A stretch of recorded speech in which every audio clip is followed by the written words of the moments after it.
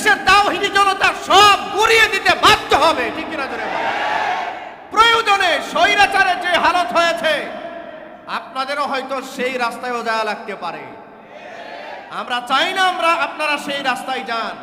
এ কারণে আমরা আগেই সতর্কবাণী দিচ্ছি, কার অর্থায়নে গাইবান্ধায় 4 কোটি টাকা দিয়ে রাম মন্দির, রাম মূর্তি বানাবার পায়তারা করা হচ্ছে, কাদের অর্থায়নে, কাদের উস্কানিতে এই উত্তরবঙ্গে এত বড় বিশাল মূর্তি, যেই মূর্তি সারা বাংলাদেশের কোথাও নাই, এমন মূর্তি বানাবার দুঃসাহস দেখাচ্ছেন। এই মূর্তি বানাবার কাজের অনুমোদনটাই বা দিল কে বা কারা? এটা কি খতিয়ে দেখার দরকার আছে না? এইটা খতিয়ে দেখে আমি সরকারকে অনুরোধ করব, আপনাদের মাথায় যদি ভূত না চেপে থাকে, সুখে শান্তিতে যদি রাষ্ট্রটা পরিচালনা করতে চান, তাহলে এই সমস্ত কাজ বন্ধ করার ব্যবস্থা করুন, ঠিক কিনা জোরে বলেন? এগুলো যদি বন্ধ না হয়, এই তাওহীদের জমিনে, মসজিদ মাদ্রাসার জমিনে, আলেম ওলামাদের জমিনে এখানে 4 কোটি টাকা, 5 কোটি টাকা, 10 কোটি টাকা দিয়ে মূর্তি বানাবেন, এটা দেশের তাওহীদি জনগণ মেনে নিবে না। বড় বড় নেতাদের গলার মধ্যে জুতা পরিয়ে তারপরে টেনে টেনে মূর্তি জমিনে নামানো হয়েছে 24-এর গণঅভ্যুত্থানের পরে, ঠিক কিনা জোরে বলেন? প্রয়োজনে আবারও গণঅভ্যুত্থান হবে, তাও এই তাওহীদের জমিনে মূর্তি বানাতে দেওয়া হবে না, মূর্তি বরদাস্ত করা হবে না এই জমিনের মধ্যে। এ কারণে সতর্ক করছি, মূর্তি বানাবার পায়তারা যারা করছেন, এই মূর্তি বানাবার পায়তারা বন্ধ করুন। উত্তরবঙ্গ এবং বাংলাদেশের কোথাও যদি এই ধরনের মূর্তি বানাবার ষড়যন্ত্র কেউ করে থাকেন, সরকারকে বলবো, প্রশাসনকে বলবো, আপনারা হস্তক্ষেপ করে এই মূর্তি বানাবার ষড়যন্ত্রকে রুখে দেন, বন্ধ করার ব্যবস্থা করেন। এই মূর্তি টর্তি এই তাওহীদের জমিনে চলবে না, ঠিক কিনা জোরে বলেন? হিন্দুত্ববাদে হিন্দুস্তানে যেমন মসজিদ রাখতে চাচ্ছে না, তারা অসংখ্য মসজিদ বুলডোজার দিয়ে ভেঙে দিয়েছে। আমরা কিন্তু এই তাওহীদের জমিনে এখনো পর্যন্ত কোন হিন্দুত্ববাদের মন্দির আমরা বুলডোজার দিয়ে ভাঙতে বলি না, ভাঙা এটা আমাদের কাজও না। আমরা সহনশীল মুসলমান, আমাদের ধর্ম অন্য কোনো ধর্মের ধর্মীয় তীর্থস্থান, গির্জা, পেগোডা, মন্দির, এগুলো কি বুলডোজার দিয়ে ভেঙে দেওয়া, এটা আমাদের ধর্ম সাপোর্ট করে না। এটা হিন্দুত্ববাদের মালাউনরা সাপোর্ট করতে পারে, কিন্তু মুসলমানরা এটা সাপোর্ট করে না, ঠিক কিনা? এমন এক অশান্তি হিন্দুস্তানে চলছে, এই হিন্দুস্তানের অশান্তি বাংলাদেশে পাচার করবার জন্য 4000 কিলোমিটারের সীমান্ত বর্ডার আছে আমাদের ইন্ডিয়া, সে 4000 কিলোমিটারের বর্ডার। এই বর্ডারকে ক্রস করে, পুশুইন করে বাংলাদেশে অসংখ্য মানুষকে পাঠানোর এবং বাংলাদেশকে একটা অস্থিতিশীল করার ব্যবস্থা করা হচ্ছে, ঠিক কিনা? এই অস্থিতিশীলের একটা সূত্র হচ্ছে উত্তরবঙ্গ। আমরা শুনতে পাচ্ছি পশ্চিমবঙ্গের, ভারতের বিভিন্ন রাজনৈতিক নেতারা বক্তব্য দিচ্ছে যে বাংলাদেশ থেকে উত্তরবঙ্গকে, বিশেষ করে রংপুর ডিস্ট্রিক্টটাকে, বিভাগটাকে বাংলাদেশ থেকে আলাদা করে ইন্ডিয়ার মধ্যে অন্তর্ভুক্ত করার জন্য, চট্টগ্রাম বিভাগকে বাংলাদেশ থেকে আলাদা করে ইন্ডিয়াতে অন্তর্ভুক্ত করবার জন্য এই সমস্ত বক্তব্য আমরা শুনতে পাচ্ছি। আমরা সজাগ দৃষ্টি রাখছি, সরকারকে বলবো আপনারাও সজাগ দৃষ্টি রাখুন। এই প্রত্যেকটা কথার সাথে যোগসূত্র আছে। এই স্বৈরাচারের আমলে তার বাবার মূর্তি বানাতে পারে নাই, সাহস এখানে দেখাতে পারে নাই। এখন মুসলমানদের এই জমিনে কোটি কোটি টাকা দিয়া রাম মূর্তি বানাবার যারা ষড়যন্ত্র করছে, এর পিছনে দীর্ঘমেয়াদী একটা যোগসূত্র আছে, দেশটাকে অস্থিতিশীল করার এটা একটা পায়তারা, ঠিক কিনা জোরে বলেন? সরকারকে বলবো, এই অস্থিতিশীলতা থেকে দেশকে রক্ষা করতে হলে এই মূর্তি যারা বানাবার পিছনে অর্থায়ন করেছে, যারা এটাকে অনুমোদন দিয়েছে, যারা সেখানে কাজ করার ব্যবস্থা করে দিয়েছে, প্রত্যেকটাকে জবাবদিহিতার আওতায় আনুন, জেলখানায় বন্দী করেন, এটাকে বন্ধ করার ব্যবস্থা করেন। আপনারা যদি মূর্তি বানানো বন্ধ না করেন, যদি সরকার প্রশাসন যদি এটার ব্যবস্থা গ্রহণ না করে, বাধ্য হবে মুসলমানরা এই মূর্তি কেমনে ভাঙতে হয় এটার প্রশিক্ষণ এই দেশের জনগণের জানা আছে, ঠিক না?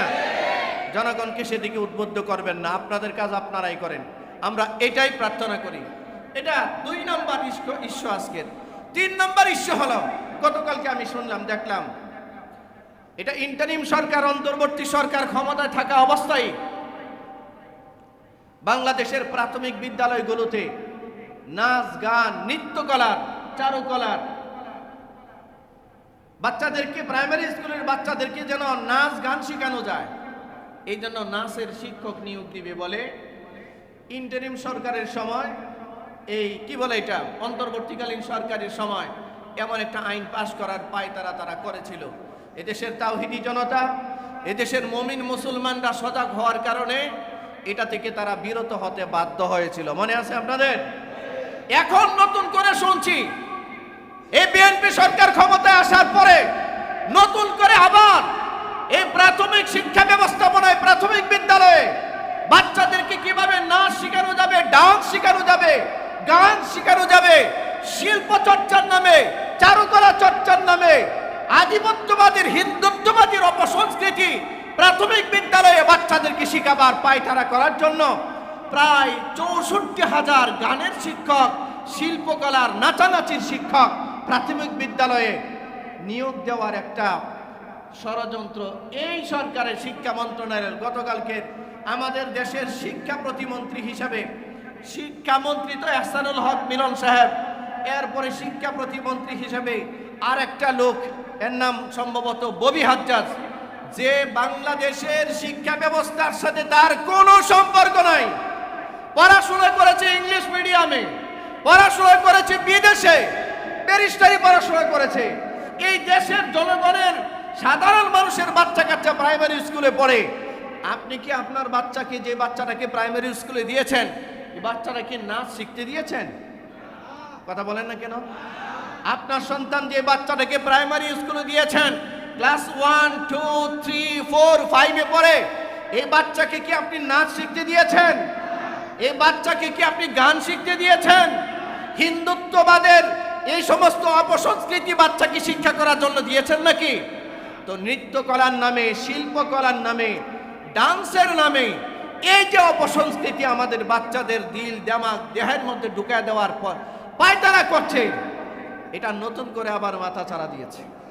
গতকালকে দেখলাম এই ববি হাজ্জাজ বলেছে, শিক্ষা প্রতিমন্ত্রী, যার বাংলাদেশের শিক্ষার সাথে যার ন্যূনতম কোনো সম্পর্ক নাই, সে বলছে এদেশের এই প্রাথমিক বিদ্যালয়গুলোতে সারা বাংলাদেশে প্রায় ৬৪,০০০ শিক্ষক নিয়োগ দিবে, এতে নাকি খুব কর্মসংস্থানের সৃষ্টি হবে। মানুষ যখন মরে, মানুষ যখন ধ্বংস হয়, তখন শয়তান এভাবে ঠেলে, মাত্র খালি ঠেলে, এভাবে স্বৈরাচার্য ঠেলছিল, ঠিক না? তো আমি অবাক হচ্ছি যে এত অল্প সময়ে এই সরকারের ঘাড়ে শয়তান কিভাবে সওয়ার হইল, এটা আমাদেরকে অবাক করতেছে। আমরা সাধারণ মুসলমানরা এতে সংক্ষুব্ধ, বিক্ষুব্ধ, আমরা কিন্তু ক্ষুব্ধ। আপনারা ক্ষুব্ধ কিনা? আমরা তো আমাদের সন্তানদেরকে গান শিখতে দিই, স্কুলে গান শিখতে দিয়েছেন? আপনাদের বাচ্চাদেরকে নাচানাচি শিখতে দিয়েছেন? এটা শিখতে তো দেয় নাই। প্রাইমারি স্কুলে একটা ধর্মীয় শিক্ষক নাই। ৯২% মুসলমানের দেশে একটা বাচ্চা প্রাইমারি স্কুলে পড়ে, ইসলামের বেসিক নলেজটা তার নাই, তাওহীদের শিক্ষা নাই, শিরিক কাকে বলে জানে না, সূরা কেরাতগুলোর বেসিকটা তার জানা নাই। ইসলাম শিক্ষার সাবজেক্টটাকে ঐচ্ছিক সাবজেক্ট হিসেবে রেখেছে, অথচ নাচানাচির সাবজেক্টটাকে বাধ্যতামূলক করার চেষ্টা করছে। এটা কি এই জাতিকে ধ্বংস করার পায়তারা নয়? এই জাতিকে ধ্বংস করার পায়তারা। আমরা ভদ্র ভাষায় বলছি, এই ববি হাজ্জাজ যদি মনে করে থাকে যে এই দেশের মানুষ সবাই মূর্খ, সেই কেবল শিক্ষিত, তাহলে ভুল করবে, ঠিক কিনা? ববি হাজ্জাজের জানা উচিত স্বৈরাচার হাসিনার ঠিকানা যেখানে, ওখানে কিন্তু চলে গেছে। আপনাদেরও ঠিকানা যেখানে, আপনারাও কিন্তু সেখানে চলে যাওয়ার ব্যবস্থা হবে। এই জাতিকে খেপায়েন না, ঠিক কিনা জোরে বলেন? তাওহীদি জনতাকে খেপায়েন না, মুসলমানদেরকে খেপায়েন না। আমরা আমাদের সন্তানদেরকে প্রাইমারি স্কুলে গান শিখতে দেই নাই, এদেরকে বেসিক শিক্ষা দিয়েছি, সেখানে ইসলাম শিক্ষা দেন। আমার সন্তানের তো গান শেখার দরকার নাই, ইসলামের প্রাথমিক শিক্ষাটা তার সেখানে দরকার আছে কিনা? আপনারা কারা এটা সমর্থন করেন? প্রাথমিক বিদ্যালয়ে আমাদের বাচ্চারা ইসলাম শিক্ষক, এটা আপনারা চান কিনা? হ্যাঁ, এই যে মনে করেন আজকের এই জুমার খুতবায় সারা বাংলাদেশে প্রায় 4 কোটির উপরে মানুষ জুমার খুতবায় অংশগ্রহণ করবে, এই কথাটা মানুষের সামনে আজকে বলা প্রয়োজন এবং বলা হবেও। এই জন্য সতর্কতার দরকার। যদি প্রাথমিক শিক্ষা ব্যবস্থা থেকে এই প্রাথমিক বিদ্যালয়ে গানের শিক্ষক নিয়োগের পায়তারা যদি চলে, এর বিরুদ্ধে যদি আবারও সংগ্রাম আর আন্দোলন করতে হয়, প্রস্তুত আছেন তো ইনশাআল্লাহ? এটার ব্যবস্থা করতেই হবে। আমরা আমাদের বাচ্চাদেরকে এরকম গান আর নাচ শেখার জন্য প্রাথমিক বিদ্যালয়ে দেই না। সরকারকে 2 নম্বরে সতর্ক বার্তা দিচ্ছি, আপনারা এই সমস্ত বন্ডামি বদমাইশি বন্ধ করেন। এই সমস্ত কাজ যাদের ষড়যন্ত্রে হচ্ছে এগুলোকে চিহ্নিত করেন, চিহ্নিত করে এদেরকে যে দায়িত্ব দিয়েছে এই দায়িত্ব থেকে এদেরকে দূরে সরান। এরা মুসলমানের রাষ্ট্র, মুসলমানরা এটা মানবে না। আমার সন্তানকে আমি চাবো, একজন হিন্দু যদি তার সন্তানকে স্কুলে দেয়, হিন্দুর সন্তানের অধিকার আছে, খ্রিস্টানের সন্তানের অধিকার আছে তার ধর্ম সম্পর্কে জানার অধিকার আছে কি নাই? কিন্তু আপনি বাচ্চাকে ধর্মীয় শিক্ষা না দিয়া গান শিখাবেন, নাচ শিখাবেন, এটা জাতিকে, ওরা বলে বুবু হাজ্জাজ কালকে বলল যে তারা বাচ্চাদের সংস্কৃতি মানা করতে চায়।